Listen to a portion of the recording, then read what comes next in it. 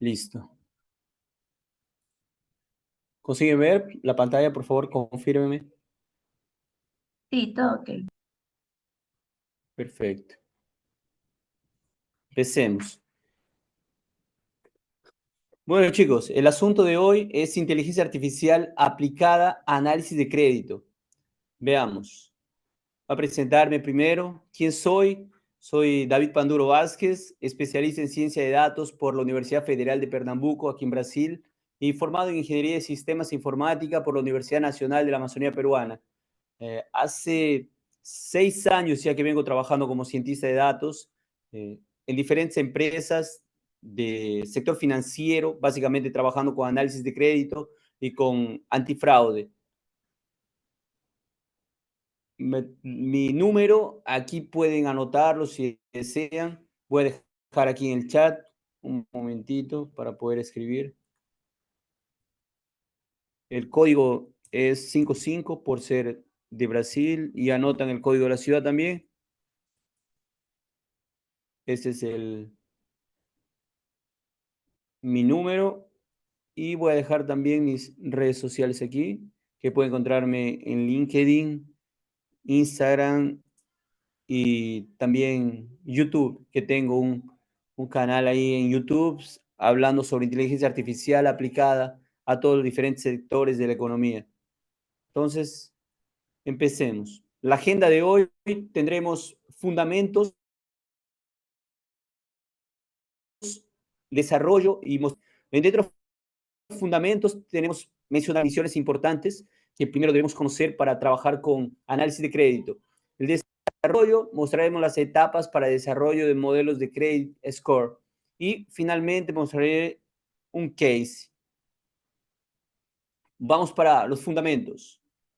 En fundamentos, primero mencionemos riesgo de crédito. Primero, concesión de crédito es una decisión sobre condiciones de incerteza en ventas, en préstamos a plazo, en prestación de servicios, etcétera, sea crédito ofrecido por el acreedor o solicitado, siempre existe la posibilidad de pérdida. Y si el acreedor puede estimar la probabilidad de que esta pérdida ocurra, la decisión será más confiable. Y esa probabilidad de pérdida es la en operación de crédito denominamos de riesgo de crédito. Entonces, riesgo de crédito es igual a la probabilidad de pérdida. Pero ¿por qué medir el riesgo de crédito? El riesgo de crédito puede ser evaluado de forma subjetiva o medido de forma objetiva utilizando metodologías cuantitativas. Y medir el riesgo de crédito de forma objetiva utilizando técnicas cuantitativas presenta una serie de ventajas. Mencionaré ahora las ventajas. Consistencia en las decisiones, decisiones rápidas, a distancia, monitorar y administrar el riesgo de un portafolio de crédito, por ejemplo. Y veamos ahora, estimando el riesgo de crédito. Supongamos que en el financiamiento de autos, el acreedor analiza tres características del solicitante. Primero, tipo de residencia, propia o alquilada, en la fecha de la solicitud. Si el solicitante tiene denuncias abiertas, sí o no, en la fecha de solicitud también. Y si el auto es nuevo o usado. Obtenemos un pequeño número de combinaciones de dos con tres variables, estamos hablando de 8 posibilidades. Y a medida que las características aumentan, la complejidad también aumenta y el análisis se vuelve inviable sin el auxilio de técnicas cuantitativas. Aquí el ejemplo del caso que mencioné ahora, es cuando auto, nuevo, nuevo, nuevo, nuevo, usado, usado, usado, y así las alternativas también de residencia y de denuncias. Tenemos que la probabilidad sería de buen cliente, 98% en el primer caso, y para ser mal cliente, 2% solamente. Ya yendo al caso de que el auto sea usado y la residencia sea alquilada y que tenga denuncias, como buen cliente obtenemos 61% y como mal cliente 39%. Entonces, tenemos esas diferentes situaciones. Ahora veamos los cálculos de score. Utilizando técnicas estadísticas, los scores generalmente son calculados atribuyendo pesos a las características del solicitante y de la operación. Por ejemplo, podemos tener una función z igual a 25 más 2 por x1 después también tenemos 5 por x2 y así podemos tener diferentes variables, donde en este caso x1 sería la edad, x2 sería los ingresos comprometidos, x13 número de denuncias abiertas y x31 número de cuotas de financiamiento. Esto simplemente por poner un ejemplo, ¿ok? Y antes se solía presentar la fórmula en formato de una planilla denominada scorecard. Veamos aquí el cálculo de scores en este caso. Normalmente las planillas se presentaban de esta manera. Veíamos las características y los pesos. Tipo de residencia, por ejemplo. Propia, alquilada u otras. Y colocábamos un peso 30, 10 y menos 15. Y así, cuando venía un nuevo cliente, aplicábamos este cálculo de score y determinábamos si se podía dar el crédito o no, dependiendo del score que el cliente va a obtener y dependiendo también de las políticas que cada empresa aplicaba, ¿no? La premisa básica de modelos de credit score. Nos basamos, nos basemos en muestras de clientes a los que concedemos crédito en el pasado. Significa que estamos suponiendo que en el futuro, cuando aplicamos esos modelos, el comportamiento de los nuevos solicitantes será igual al de los clientes en el pasado. Lo que no llevamos en cuenta es que comportamiento futuro es distinto de comportamiento pasado, pero veamos esto más adelante. Y coloqué aquí que application scoring son un tipo de credit score para nuevos clientes y behavioral scoring es para clientes o ex clientes, porque son determinadas situaciones, determinadas premisas que van a regir el comportamiento de cada uno de esos tipos de clientes. Después tenemos que estos modelos cuantitativos pueden ser modelos generalistas o modelos personalizados. En modelos generalistas tenemos, por ejemplo, los modelos de prateleira, no sé cómo se llama en español, pero normalmente en portugués se llaman modelos de prateleira, que se utiliza, los grandes bancos pueden utilizar y a partir de ello, algún negocio cuando entra para dar crédito también puede utilizar este modelo generalista. Y tenemos los modelos personalizados, que cada uno de los negocios o empresas que ya tiene las condiciones para o comprar un modelo personalizado o tener un equipo técnico que pueda trabajar sobre un modelaje para poder aplicar a sus clientes. Ahora pasaré, ¿por qué mencioné todo esto de los fundamentos? Porque a veces nosotros, eh, siendo cientistas de datos, que estamos comenzando, ya comenzamos a estudiar cómo se hace un modelo, cuáles son las fases de desarrollo de un modelo, cuáles son los algoritmos que utilizamos. Ya pensamos que hey, voy a aplicar un modelo en tal cosa, en credit scoring, o voy a aplicar en antifraude. Ya listo, me siento y quiero empezar a hacer las consultas en las bases de datos para obtener mi dataset, pero no es ese el camino. El camino es primero saber, oye, ¿cuáles son los fundamentos? ¿Qué tipo de modelos existen? ¿En qué tipo de momento debo aplicar en tal y tal caso? ¿Qué tipo de variables debo utilizar? Y eso veremos más adelante. Ahora, etapas de un modelo de credit scoring. Las que consideré aquí son planificación y definición. Después, identificación de variables predictoras, pasando para planificación y selección de muestra.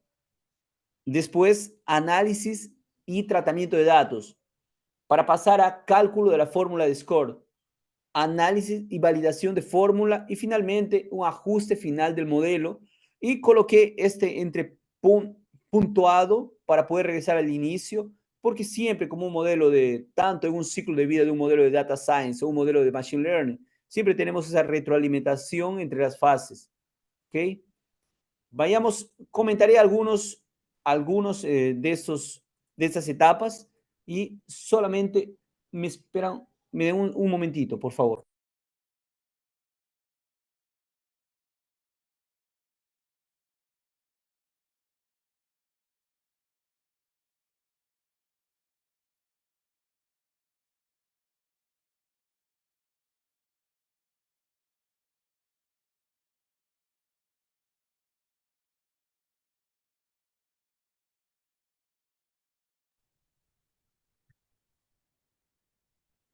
Ok, volví. Continuando, voy a mencionar algunos de estos puntos de las etapas, ¿ok? Planificación y definición. En planificación y definición, primero debo preguntarme, ¿cuál es el tipo de riesgo? ¿Es un riesgo para cliente o es un riesgo operacional? Después, el tipo de financiamiento a evaluar. Voy a evaluar el financiamiento para persona jurídica, para persona natural o persona física. ¿Quién es el tipo de solicitante? ¿Es un solicitante nuevo? ¿Es un solicitante histórico que ya tenemos en nuestra base? ¿Cuáles son los objetivos? Reducir deudores, reducir costos, aumentar productividad. ¿Qué objetivos tengo para esta modela, para este modelo? ¿Para cuál mercado se destina? ¿Es un único modelo? ¿Es un mercado segmentado? Todas esas preguntas debo hacerme para la planificación y definición de mi proyecto. Y la definición de un buen y mal pagador. Para mí, ¿qué es un buen pagador? ¿Qué es un mal pagador? De repente, mi limiar siempre es 50%, ¿no? El modelo me define 50, debajo de 50 estamos con un mal pagador, arriba de 50, buen pagador. O tal vez es al inverso. Estoy definiendo como variable objetivo el buen pagador y el mal pagador no quiero verlo. O también viceversa. La fecha de referencia y concesión. ¿Cuál va a ser mi periodo con el que voy a trabajar? El periodo de performance y periodo histórico. Mi muestra va a ser de cuánto tiempo. En cuánto tiempo voy a determinar mis datos para el entrenamiento, mis datos para el test y mis datos para la validación. Entonces, todo esto debo llevarlo en cuenta en la planificación. Identificación de variables. ¿Por qué consideré colocar aquí identificación de variables? Porque muchos, y me pasó también, que cuando empezamos a entrar y somos nuevos en un proyecto de análisis de crédito, nosotros tenemos una noción de cuáles serían las variables que podrían entrar, pero realmente cuando no venimos del sector financiero, desconocemos muchas de las variables o cómo se trabaja en este campo. Y aquí mencionaré fecha de nacimiento, local de nacimiento, sexo, estado civil, número de dependientes, nivel de instrucción, profesión, que son variables que ya venimos, tenemos una intuición de que esas variables irán a entrar, ¿cierto? Tipo de residencia, si es propia, alquilada, tiempo de residencia actual, tarjetas de crédito, esta parte, por ejemplo, no conocemos muy bien. Tarjetas de crédito, ¿cuántas tarjetas de crédito? Es primera línea. Teléfono, email, que son variables que sí ya conocemos con antecedencia. Ingreso mensual, salario, salario anual, tiempo de trabajo en su empleo actual, esas variables también conocemos, tipo de vínculo laboral. Ahora, mes antes de T0 en que utilizó su tarjeta de crédito por última vez. Esta es una variable que, por ejemplo, cuando entré a mi primer proyecto de análisis de crédito, yo no conocía. Y este mes antes de T0 es el punto en el que se solicita el crédito, ¿ok? De suma de valores de cuotas en atraso. ¿De cuántos estoy hablando? ¿De 30 días? ¿De 45, 60, 180, 360 días? Son días, cantidades con las que se trabaja normalmente. Cantidad de cheques sin fondo. Esto es cuántas veces el cliente o el usuario o empresa que se está sometiendo a análisis de crédito, cuántas veces esa persona o empresa intentó pasar un cheque sin fondo. Esas variables debemos considerar también. Cantidad de búsquedas de incautación o de aprehensión. Vamos por el lado ya, un lado policial o jurídico. El seguro de auto, tiene seguro de auto esa persona, tiene seguro de vida, la profesión del cónyuge y todas estas variables también sumadas a las variables de cónyuge, normalmente si tiene cónyuge, ¿ok? Y veamos ahora identificación de variables, pero ahora de persona jurídica. Son diferentes, pero también algunas cosas va a tener un parecido. Por ejemplo, fecha de constitución de la empresa, parte del grupo económico, la región a la que pertenece la empresa, el código postal, sector de actividad, el número de socios en persona física, el número de socios en persona jurídica, mayor porcentaje de participación de un socio, el número de socios principales, el valor de capital social informado, activo total, cobertura de intereses, endeudamiento, giro de activos, liquidez corriente y liquidez secas. Existen muchas otras variables, ¿ok? Solamente considere estas para hacer un repaso. Ahora veamos sobre la selección de muestra. Existen dos tipos de selección de muestra. La muestra aleatoria simple, donde todos los clientes de la base de datos tienen la misma probabilidad de ser seleccionados. Y también tenemos la muestra aleatoria estratificada, que consiste en seleccionar separadamente los rechazados, buenos y malos clientes. Y ahora vayamos a un case.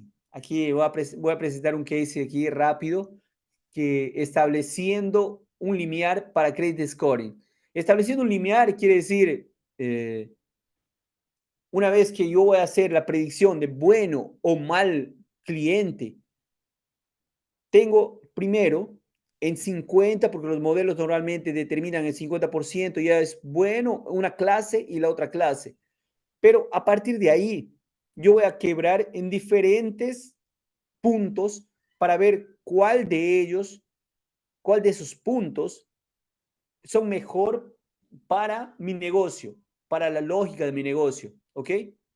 Entonces, veamos aquí, solo un momento, tengo aquí un proyecto.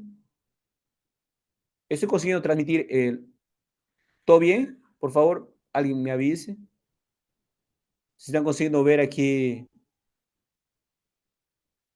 estoy compartiendo mi pantalla. Ya, perfecto. Vayamos.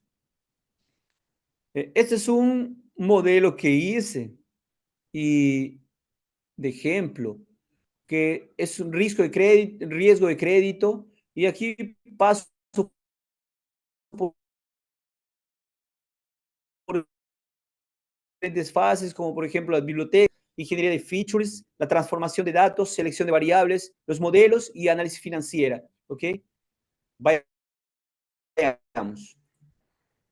La descripción de los datos, voy a ver aquí el proyecto. Aquí yo coloqué las bibliotecas, ¿no? Y las funciones auxiliares.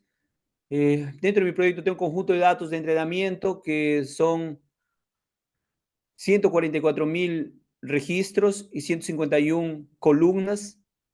Ahí rapidito, si alguien me dice aquí en el chat si ya trabajaron con un modelo así de 150 columnas, 150 features. Voy a compartir al final, ¿ok? Lo voy a mandar aquí para que sea compartido al email de ustedes. Aquí veamos primero la descripción de los datos y las reglas de negocio. Voy a ver. Bueno, determinamos si la clase 0 es un buen pagador como clase positiva y dejamos para clase positiva la clase 1, ¿ok? Por reglas de unos bancos, yo coloqué aquí que el límite de edad era de 80 años porque había otros con 90, había inclusive 100 que ya podía trabajar esos datos, pero dejé ahí. Y las variables que tengan valores nulos a partir de 30% serán removidas o apagadas del análisis, eliminadas del análisis. Primero consideré, ¿cuáles son las variables que tengo? Tengo 150 variables. Esta variable me crea una dimensionalidad grande. Voy a ver por cada una de las columnas si ellos tienen más de 30% nulos. Si tienen más de 30% nulos, no quiero trabajar esos datos en este momento. Tal vez más adelante yo podría trabajar también, pero en ese momento, a partir del 30%, yo apagué eliminé las columnas, ¿ok? Y determiné como clase positiva es la clase 1, el target igual a 0. Tengo dos, ¿no? Target 0 y target 1. Después vi aquí un repaso como dimensión de datos, tipo de datos, qué tipo de datos tenemos. Miren, esos datos están enmascarados y tenemos el target, que es entre 0 y 1, y tenemos variable 2, variables 4 y así sucesivamente el número de variables. Y aquí tenemos una variable edad que se muestra, pero las otras están enmascaradas, ¿ok? Y los datos ausentes, veamos cuántos datos ausentes. Tenemos columnas como por ejemplo la variable 146, que el número de nulos es de 99%. Imagina trabajar con una columna que tiene 99%, o es porque es una nueva columna que se está creando y que recién está introduciendo datos, recién está generando datos, o simplemente es algo que se creó dentro de ingeniería de features y no vale la pena continuar con ella. ¿Ok? Y aquí vemos algunas variables que están con 0% de valores nulos. Perfecto, continuamos. Después apagamos los valores nulos. Realmente apagué a partir del 40%. De 40%, ya vamos quedando con, miren, las variables, variable 8 va con 36%, variable 11 con 35% y así sucesivamente. Ahora paso para remoción, eliminar los outliers. Debo eliminar los outliers. En algunos casos debo considerar primero de dónde están viniendo estos outliers, de dónde se presenta. Un outlier, por ejemplo, en la variable edad, si yo veo una variable con 150 de años de edad, lógico que esa es una variable que no tiene sentido, no tiene el mínimo sentido. Entonces, esta variable debo ver qué fue. ¿Fue un error de imputación? ¿Fue un error de digitación a la hora del sistema? ¿Fue qué tipo de error es? Entonces, debo determinar primero y también debo guiarme de en cuál es el escenario, cuál es el escenario de esta variable. Considerando eso, debo eliminar o tal vez imputar los datos. Aquí yo hice algunas imputaciones. Después de imputar, primero vi cómo estamos y continuamos con 36%, 35%. Listo. Ahora, imputé los datos por medio de media y moda. Para datos numéricos, apliqué media y para datos categóricos, apliqué la moda. ¿Ok?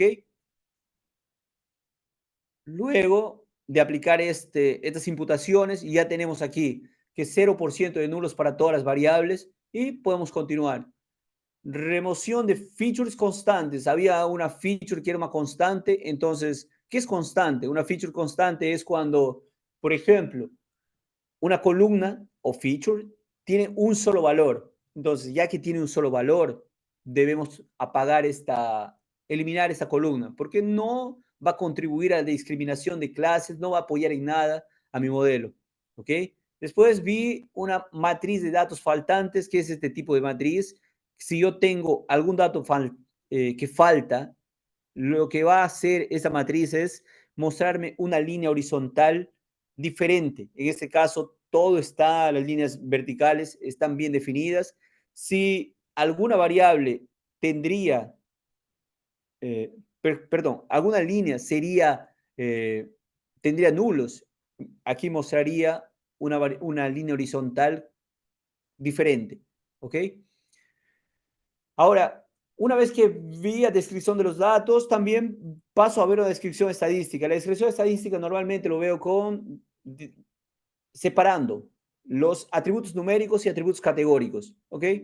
Atributos numéricos, categóricos, separo y veo los valores mínimos, máximo, media, mediana, desviación estándar, skew, kurtosis, que son más o menos la elevación de la distribución de los datos y también la elevación de las caldas o los extremos de la curva de cada uno de esos datos. Aquí veo rápidamente para ver con qué tipo de datos estoy trabajando. En este caso también que este notebook no tengo la análisis EDA que yo hice, el análisis exploratorio de los datos, que hice separadamente para ver cada una de las variables y voy a intentar colocar también dentro del paquete para enviarles, ¿ok? Y pasé para ingeniería de features. Ingeniería de features, aquí yo comenté esto, pero normalmente trabajo en ingeniería de features. Bueno, vamos creando algunas features adicionales por medio de combinaciones de las features que ya tenemos. Y una de las features que siempre trabajo es con la feature de data o fecha, porque a partir de ella yo puedo hacer una transformación por naturaleza, se llama. que es aplicar el seno y el coseno a cada una de estas variables. ¿Para qué sirve eso? Porque si tengo una fecha, yo puedo obtener día, mes, año, día de semana, semana del año, y alguna de estas variables, por ejemplo, día, va de lunes, martes, miércoles, sábado, domingo, y de domingo pasa a lunes. Si yo tengo mes, llego hasta diciembre y de diciembre paso a enero. En este caso, la distancia entre lunes y martes es de 1, de martes a miércoles 1, pero de domingo al lunes ya no sería 1, porque yo estoy teniendo un ciclo, es una distancia mayor, igual que de diciembre a enero, ¿ok? Porque ya tengo un ciclo. Entonces, en ese caso, para ver las distancias de mejor manera, se aplica seno y coseno. Esa es una transformación por naturaleza. ¿Y para qué hago eso? Eh, para simular una forma de comportamiento de una serie temporal. Ahora voy a avanzar y vemos después las transformaciones de los datos. Apliqué diferentes tipos de transformaciones. En este caso apliqué una transformación de MCA también, de análisis de correspondencia múltipla, y eso se aplicaba a los componentes categóricos, a los datos categóricos. ¿Para qué? Para ver sobre estos datos categóricos cuál de ellos unidos tiene mayor representación en relación a los otros para poder trabajar con ellos. Es la misma cosa que aplicar un PCA, que es análisis de componentes principales para datos numéricos. ¿Ok? Aquí apliqué, bueno, tengo algunos resultados. Aquí voy a ver. Apliqué MCA a los diferentes. Aquí yo tenía muchas variables categóricas y sirvió para ver cómo uniendo esos componentes, alguna de ellas tenía mayor representatividad que las otras. Ahora, hice la transformación por macroregiones también, que esto es un análisis que apliqué aquí en Brasil, y las regiones aquí son muchísimos departamentos, que aquí se llaman estados, pero en este caso varios estados representan una macroregión, y por eso dividí en macroregiones, que simplemente tenemos 5 macroregiones para poder simplificar. Apliqué también encoders, que podemos tener label encoder. En este caso, apliqué label encoder. Da para aplicar también ordinal encoder. Son diferentes tipos de transformaciones que se aplican a los datos. ¿Y estas transformaciones para qué se aplican? Por ejemplo, tenemos edad, la variable edad, columna edad o feature edad.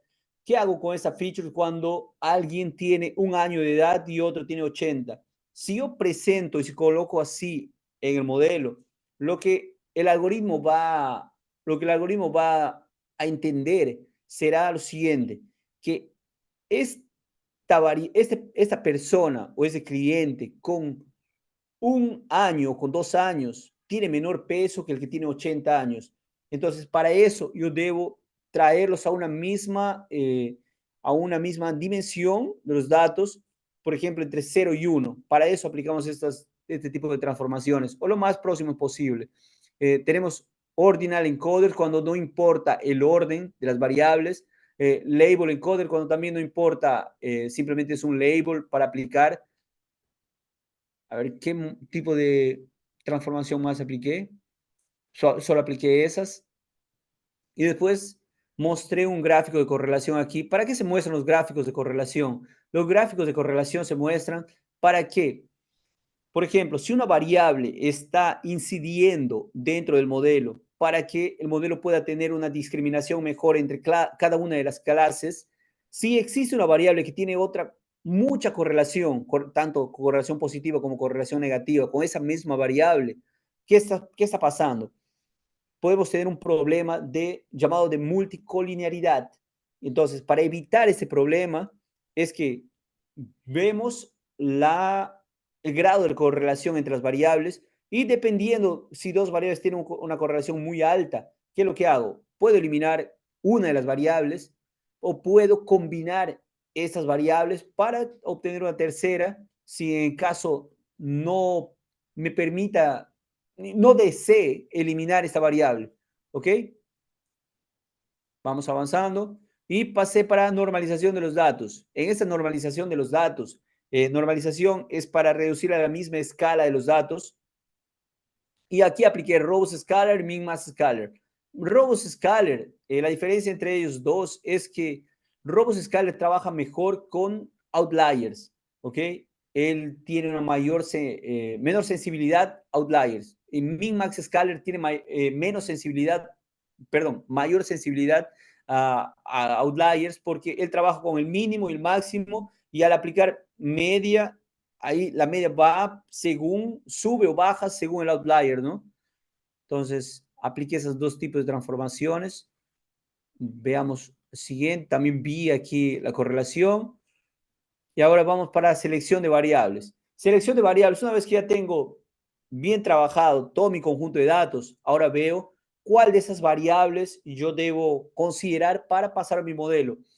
¿Cómo trabajo para hacer la selección de variables? Para hacer la selección de variables, normalmente yo trabajo análisis exploratorio de datos y aquí aplico análisis univariada, análisis bivariada, análisis multivariada. En análisis univariada, ¿para qué me sirve? Para ver cuál es el comportamiento de cada una de las variables por separado y ver la distribución también de esos datos. Luego, análisis bivariada, veo la combinación entre cada una de estas variables y la variable respuesta para ver si esta variable va a ser buena para discriminar cada una de las clases y hasta ese punto ya voy teniendo una noción o un feeling de cuáles serían las variables que voy a utilizar en mi modelo. Ahí voy anotando, voy separando cuáles serían esas variables. Y luego veo análisis multivariada. Por ejemplo, puedo aplicar la correlación para ver cuál de ellas tiene mayor correlación con la otra y poder ver si evito o no la multicolinearidad. Después paso para selección de variables. En selección de variables ya aplico algunas técnicas como por ejemplo el Random Forest Selection. ¿Qué es lo que hace Random Forest Selection? Él lo que ve es la importancia de las variables, ¿no? Las mide según la disminución de impureza de Gini, que es un grado de impureza, un grado de impureza de Gini, se habla de distorsión o de mucha movimentación de las variables, cuando no todavía está bien alineadas todas las variables, o por la disminución de la métrica de error que yo estoy utilizando. ¿Ok? Entonces, y es muy rápida. Después de aplicar Random Forest Selection, veamos, tengo este resultado. Edad, variable 39, variable 7 y variable 6 fueron las mejores variables en este caso. Y también apliqué otro tipo de selección, como por ejemplo, apliqué el RFE, que en este caso es Recursive Feature Elimination. ¿Y qué es lo que hace en este caso? Él va eliminando iterativamente las características menos importantes. Primero, hace un recorrido, las que importan menos, elimina, y esto hace iterativamente. ¿Ok? También trabajé con este RFE y tengo aquí mis mejores variables que aparecieron, variable 2, edad, variable 6, variable 7, muy parecida con la anterior. Y también tenemos el método Boruta, ¿qué es lo que hace? Es un abordaje que va eliminando gradualmente los recursos o las características. Y ellas son, ¿cómo lo hace? Comparando las características originales con un grupo de características llamadas de shadow o sombras que son creadas aleatoriamente. Según mis características que tenga, él me crea un grupo de variables igual, idénticas a las variables que tengo en mi primer grupo, pero ordenadas de manera aleatoria. Entonces, a partir de ellos, compara, aplica, por dentro aplica Random Forest también. ¿Y qué es lo que hace? Finalmente me crea una distribución binomial para ver cuál de ellos entran en mi modelo y cuál no. Ahora, continuemos. Una vez que tengo las variables que ya determiné que van a entrar al modelo, ahora sí, en modelo aplico, ¿no?, la parte de Trend Test Split, que es la separación entre datos de entrenamiento y datos de test, y aplico los algoritmos. Pero también en este caso yo vi que mis datos están totalmente desbalanceados. En el caso de antifraude es mayor el desbalanceamiento que existe. En caso de análisis de crédito existe un desbalanceamiento natural y esperemos que el lado de malos clientes sea menor porque si no, no hay negocio. Y finalmente aplico los algoritmos, ¿ok? Veamos, aquí es una preparación aplicando un seed 6, 6 seeds ahí para poder trabajar con ellos. Las variables, vi una correlación y presenté aquí los variables de correlación para pasar al Train Test Split. Aquí separé los datos de entrenamiento, datos de test, ¿ok? Y estos datos de entrenamiento, datos de test, en este caso yo los tenía guardado porque ya había ejecutado unas varias veces este código y guardé y ahora lo estoy trayendo nuevamente. Y para el balanceamiento de datos, normalmente, ¿cómo aplicamos balanceamiento de datos? Algunas preguntas estoy viendo aquí, ya les voy a responder al final, por favor. Univariado, bivariado, exacto. Ahora, el balanceamiento de datos, ¿cómo normalmente hacemos? Podemos tener dos técnicas primero. Si tenemos mayor cantidad de datos de una clase y menor de otra, podemos incrementar la clase minoritaria o podemos reducir la clase mayoritaria. Dos técnicas que existen, ¿ok? O podemos aplicar el SMOD también. SMOD, que él encuentra un balance entre ellos para subir y para bajar la clase, tanto la clase mayoritaria como la clase minoritaria. Y lo que yo acostumbro a hacer es trabajar con SMOD, pero aplicando Grid Search a este método. ¿Por qué aplico Grid Search? Porque aquí lo que voy a hacer es trabajar con un scoring F1 y voy a aplicar también Cross Validation, que es separar mi conjunto de datos en varios conjuntos de datos y al mismo tiempo trabajar en cada uno de esos conjuntos de datos, ir trayéndolos para tener una media al final y tener una menor probabilidad de error. Entonces, ¿qué hago con este Grid Search? Voy a obtener un punto de corte para aplicar la incrementación de mi clase minoritaria. Y esto lo hago así. La puntuación F1 versus la estrategia de mostraje, que en este caso es SMOD, y voy a recorrer aquí para finalmente él me va a dar me está dando aquí, podemos ver, el resultado de los mejores parámetros es 0.24. ¿Qué me está diciendo? Me está diciendo que en 0.24, con 0.24, mi modelo de reamostraje consigue performar de mejor manera. Siendo así, voy a aplicar en SMOD, ¿cuál es la estrategia que voy a aplicar? 0.24. Lo que digo es que significa que la estrategia de amostraje de SMOD fue ajustada para equilibrar las clases, generando una proporción de aproximadamente 24% de ejemplos sintéticos en relación a los ejemplos originales de la clase minoritaria. Entonces, lo que me está diciendo es que, mira, la clase minoritaria no necesitas crecer en 100%, simplemente con 24% ya consigues tener un buen resultado final. Entonces, vayamos y continuemos trabajando de esa manera. Al final, quedo con el label 1 de 100,000 y label 0 de 25,000. Y aplicamos los algoritmos. Apliqué algoritmos ShiBoost, Random Forest, LightGBM. Apliqué en cada uno de estos casos. Aquí tengo los parámetros que apliqué y veamos aquí. Mira, los resultados de cada uno de ellos. Y lo mismo hago bueno, estoy aplicando validación cruzada en cada uno de estos algoritmos, ¿ok? ¿Dónde está el algoritmo del código de la validación cruzada? Está arriba, al lado de las bibliotecas que yo aplico, se llaman funciones auxiliares.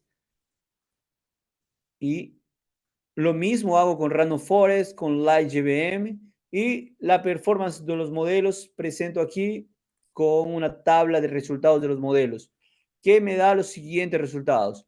Mira, presento Random Forest, Shibusi y el GBM.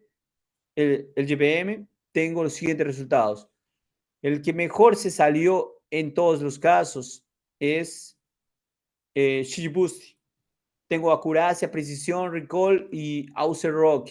Auser Rock utilizo para ver si mis datos están consiguiendo overfitar. ¿Qué es overfitar? Overfit y underfit. Tenemos overfitar, que cuando el modelo pasa por todo y cada uno de los puntos que yo tengo de mis datos, entonces él se sobreentrena. Lo que quiere decir es que si él está cayendo en overfitting, va a tener la previsión exacta, buenísima, con mis datos de entrenamiento. Pero cuando paso a mis datos de teste, él no va a saber diferenciar, no va a saber discriminar.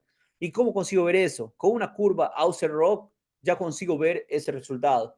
Entonces, eh, y cuando tengo underfitting, bueno, simplemente mi modelo no consigue generalizar, no consigo ver un padrón de los datos y no tengo buenos resultados ni en entrenamiento y también en teste, ¿ok? Veo algunas matrices de confusión aquí de los modelos, vi algunas matrices de tanto de XGBoost, Random Forest, LGBM, paso vi nuevamente otras matrices y terminé escogiendo la GBM en este caso, me parece. La IGBM, déjame ver. La IGBM acabé escogiendo solamente para términos para mostrar los resultados y ver qué gráficos puedo obtener aquí. Y miren los gráficos que puedo obtener con la IGBM por medio del SHAPI, que es para gráficos y para explicabilidad de los modelos, que finalmente yo necesito explicar los modelos.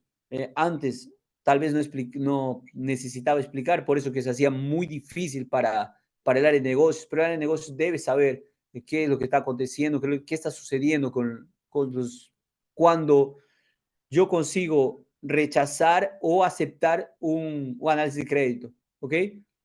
Entonces aquí tengo Shapi. Y también tengo otro gráfico importantísimo, que es la distribución de las previsiones del modelo. Miren, tengo aquí para modelos de clase 0 y modelos de clase, respuestas de clase 0, respuestas de clase 1. Y tengo esto que es muy importante, la distribución de probabilidad de las previsiones del modelo. Que aquí tengo dos clases, la clase, digamos, 0 con azul y 1 con rojo. Lo que yo quiero viendo esta distribución de probabilidad, es que las clases estén lo más separadas posibles, que no estén tan sobrepuestas como está en este caso. ¿Y por qué está apareciendo así?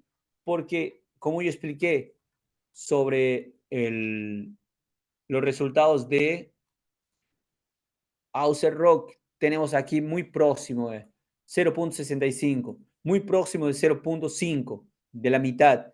Entonces, si eso debería estar un poco más de 70, 75, para que mis clases estén un poco más separadas, ¿ok?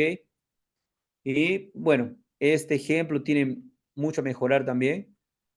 Y es bueno ver siempre esta distribución de probabilidad. Y esta distribución de probabilidad es muy importante para la manutención, el mantenimiento del modelo a lo largo del tiempo. Es un gráfico que debemos observar mucho.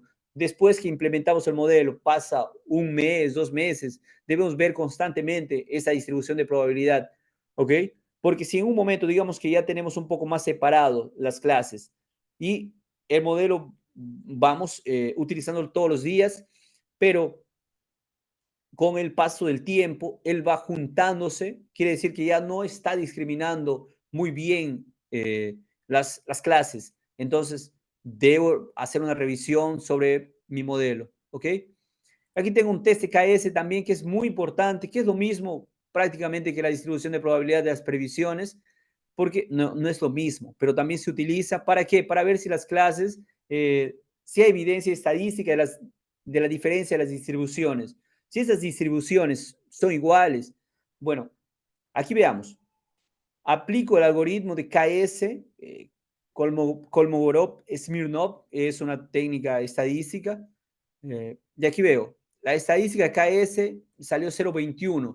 El valor de P, el P-valor 0.0, quiere decir que es muy bajo, pero Python aquí en Pandas muestra 0.0 directamente, no muestra lo tan pequeño que es.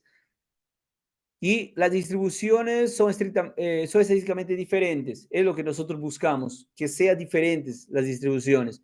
Porque si las distribuciones son iguales, quiere decir que nuestro modelo no está consiguiendo discriminar las clases. Y por último, aquí, ¿qué hice? Guardé el modelo y partí para análisis financiera. Esto es un punto muy importante. Ya tengo mi modelo, ya hice la explicabilidad del modelo. Ahora vi las variables importantes. Vi que mi distribución de las clases está por lo menos discriminando aquí de alguna manera. No está perfectamente discriminado, pero ya está discriminando.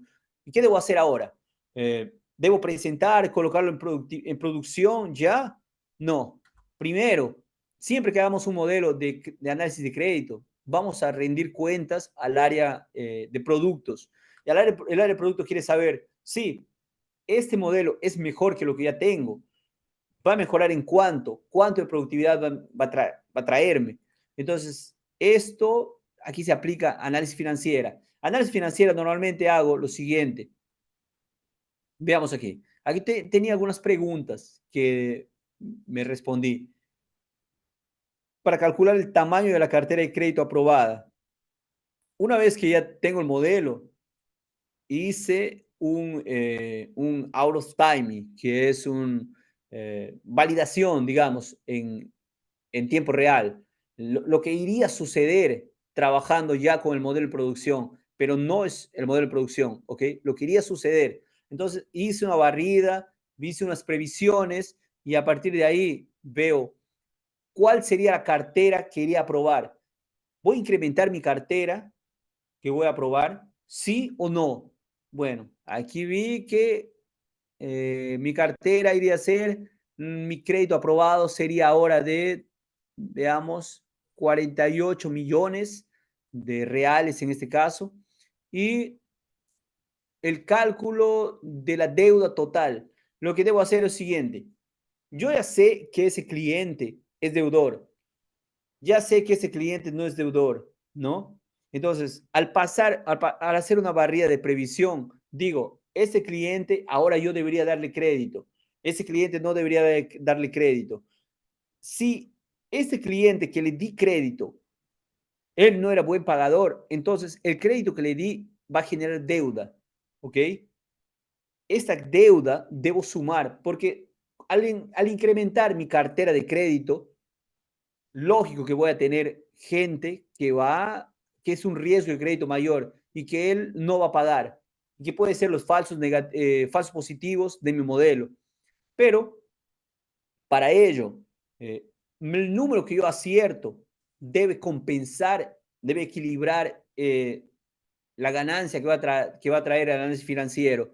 Por ejemplo, si aprobé 100 a más, por lo menos 70 que paguen y en ese caso el análisis de crédito que hice era otorgando 1.000 reales a cada individuo, pero sabemos que eso va a ser diferentes proporciones, ¿no? De cuánto límite de crédito puedo darle a cada persona o a cada empresa y cuánto él tiene potencial de revertir o de traer para mi empresa, para la empresa que hace el préstamo financiero. Después vimos aquí el cálculo del porcentaje de personas en la base que tuvieron solicitud negada. Bueno, aquí vi que el 22% yo negué crédito, 22%. Y aquí hago un histograma de scores, pero quiero mostrarles un gráfico, que este gráfico de un conteo de targets por mes. ¿Qué es lo que debo hacer? Aquí separo por zafras. ¿Qué es lo que hago aquí? lo que debo hacer es que por cada zafra, el número de deudores, él o debe mantenerse o incrementarse ligeramente, pero lo mejor sería que disminuya. Por lo menos si yo mantengo, está bien.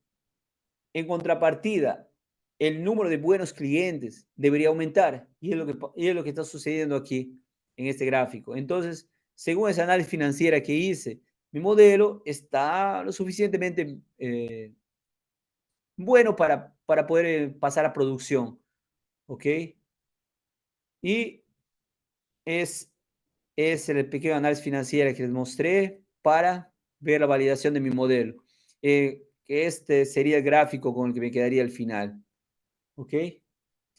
Vol volvamos aquí y presentar.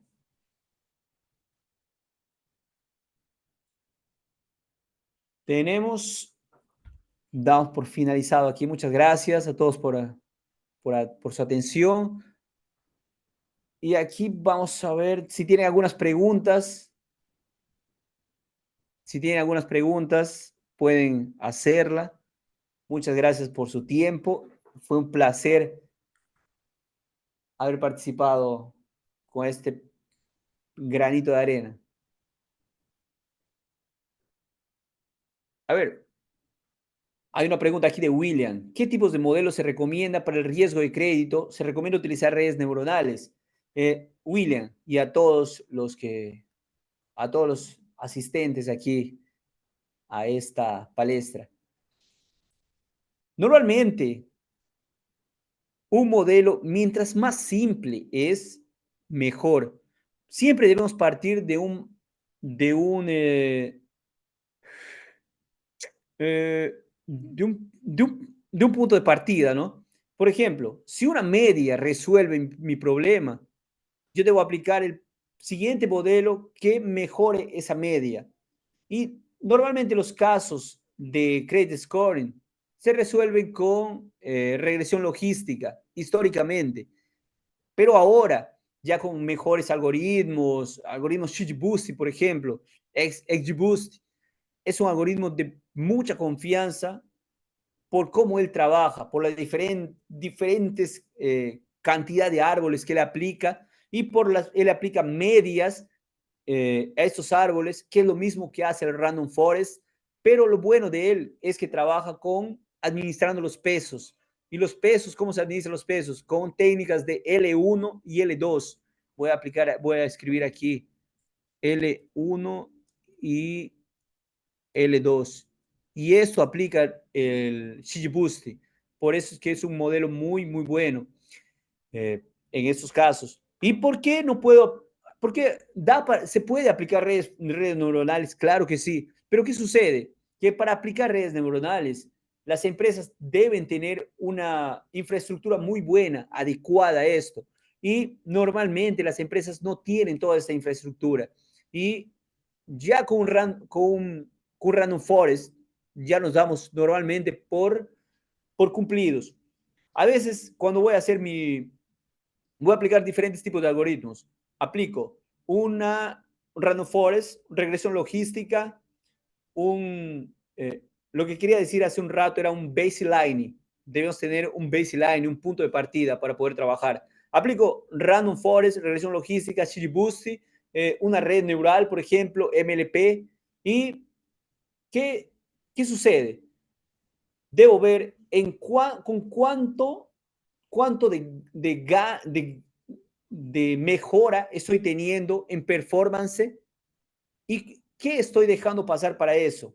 ¿A cambio de qué? Por ejemplo, si un XGBoost, que es un algoritmo complejo también, tengo simplemente 1% de mejora de performance, pero va a ser mucho más pesado que aplicando una regresión logística. Mejor aplico una regresión logística y no complico mi vida. 1% va a ser tanto, ¿ok? Regresión logística es aplicable. Jenny, sí, claro que sí. Totalmente aplicable regresión logística. Incluso en grandes empresas se aplica regresión logística. No tenemos una infraestructura muy grande, muy robusta para poder aplicar algoritmos más complejos. Una regresión logística resuelve. Veamos. Podemos recuperar el vídeo de la sesión o cómo profundizarse en ese tema. Rafa Morales. Me sigue en redes sociales. Ahí yo normalmente voy a poder hacer más temas sobre estos. O también sigue aquí a Data y Analytics, que tienen normalmente varias palestras y algunos cursos también en el que puedes profundizar. Solo un momento que por ser viernes, aquí empezó una fiestilla. ¿Cuál ha sido el proyecto más desafiante en cuanto a análisis crediticio en el que has trabajado y cómo lo abordaste? Pregunta de Wilber. Bueno, el proyecto más desafiador fue en Casas Bahía, que trabajé en una empresa aquí que se dedica al varejo, que sería lo mismo que Carsa, digamos, en Perú, y lo mismo que Carsa, y trabajaba en el lado de análisis de crédito y detección de fraudes. Y en ese caso no teníamos nada, era lo que normalmente se dice selva. Comenzamos a trabajar en eso, conseguimos llevar una productividad buena, un retorno muy bueno financieramente, levantamos el indicador en detección de fraude y en análisis de crédito también. Ese fue el caso de mayor suceso y eh, curiosamente, en ese caso, aplicamos regresión logística. Ese caso lo implementamos con regresión logística, que es el tema que estamos tocando aquí.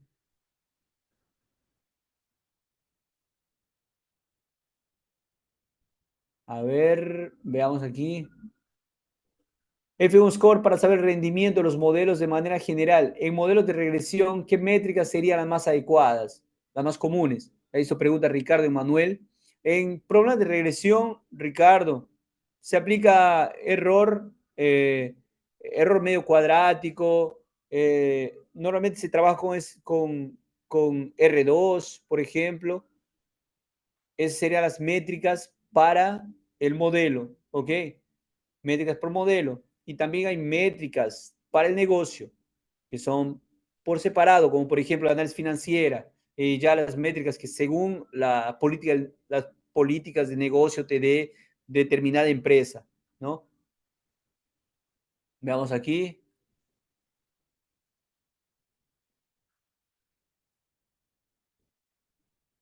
Profesor, la reducción del 30 de dB es por el tamaño de 150 registros. No, no, Julio, no es por eso. Lo que pasa, 150.000, no entendí la pregunta, pero si estamos hablando del 30% que reducía cada una de las columnas, no es por causa de los 150 columnas, es porque realmente no puedo trabajar con una columna que tenga 90% de valores nulos. Y aquí la reducción del 30% del database es por el tamaño de 150 registros.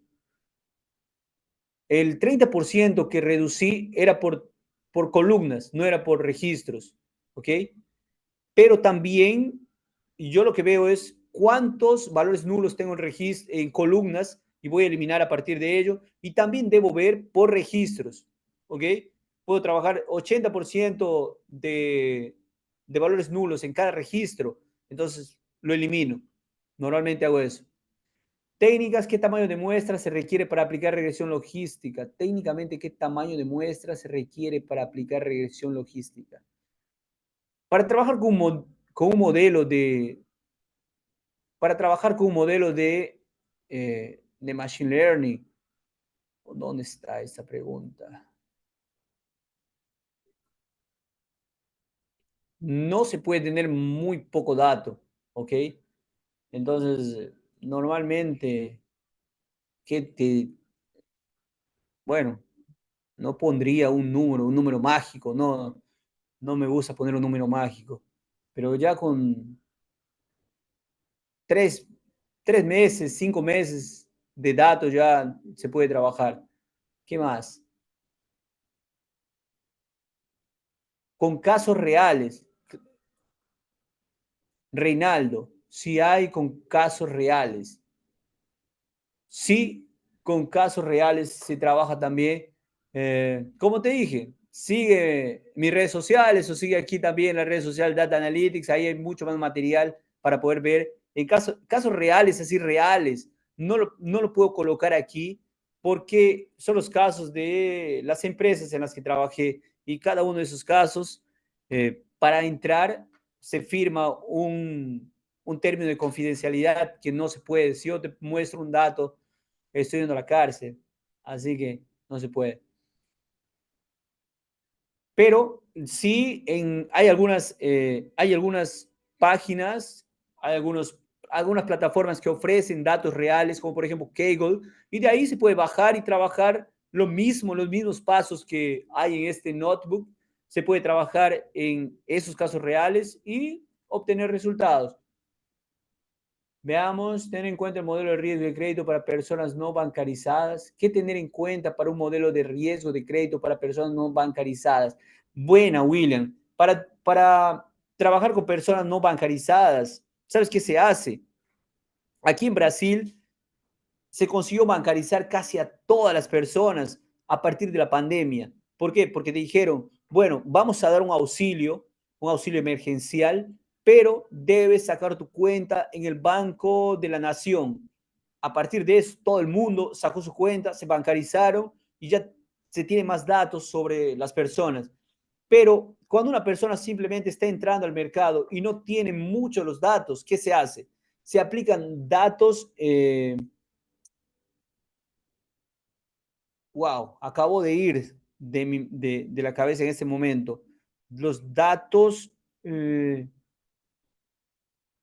bueno, ya recordaré, no recuerdo ahora, pero, datos alternativos. Los datos alternativos, que son qué? Se buscan en todos los programas sociales, por ejemplo, digamos, si la persona recibe en Perú, ¿no? Vaso de leche, algún tipo de auxilio social del gobierno, se puede extraer esos datos y con esos datos alimento mi base, ¿ok? De esa manera, con datos alternativos se puede trabajar y mejorar el rendimiento de los modelos. Normalmente, ¿qué se hace? Tengo los datos que me fornece eh, el sistema financiero y tengo también esos datos alternativos que puedo traer del gobierno, puedo raspar datos, traerlos, por ejemplo, de los colegios, del gobierno básicamente que me ofrece. Esos datos alternativos puedo sumarlos y mejorar la calidad de mis datos para poder trabajar. Veamos aquí. Edson. Edson.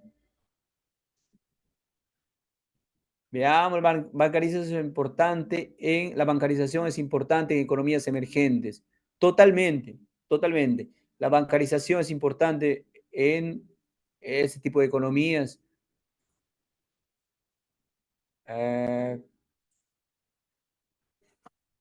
Microcréditos rurales, comparada potencia predictiva entre un modelo de datos reales frente a datos de ensayos simulados. Eh, Perfecto, Rafa. Bueno, ¿alguna pregunta más, por favor? Si no, fue un placer haber compartido con ustedes. Muchas gracias por su tiempo. Si podrían, para quien puede, me gustaría que abran la cámara para poder hacer una foto del evento, si se puede.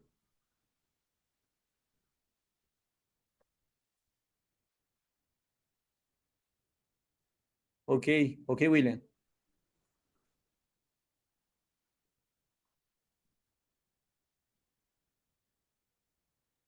Hola chicos, a ver si prenden su cámara.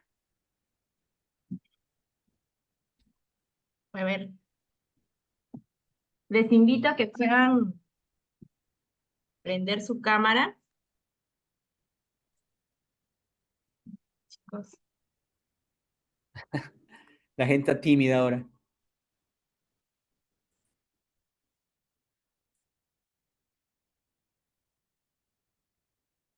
Sí pueden, está habilitado.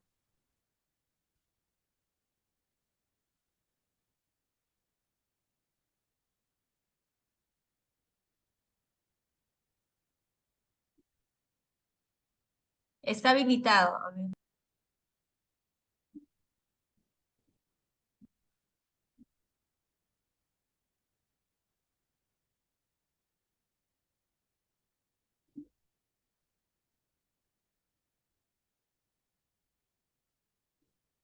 Listo, a ver si tomamos una foto a los que estén ahí. Muchas gracias, chicos, a todos los conectados. He tomado la captura de pantalla.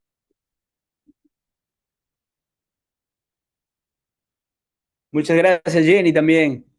Abrazo. Muchas Abrazo, gracias, chicos. chicos. Gracias, hasta luego. Muchas gracias, David, por acompañarnos el día de hoy. Que tengan un buen fin de semana. Mi nombre es Michelle, soy la coordinadora académica de Data y Analytics, así que nos estamos viendo la próxima semana. Así que no se pierdan este taller el 21 de junio. Recuerden que la inscripción es gratuita y obtienen también una constancia gratuita por participar. ¿Sí? Eso sería todo, chicos. Hasta luego. Chao, David. Muchas gracias por acompañarnos el día de hoy.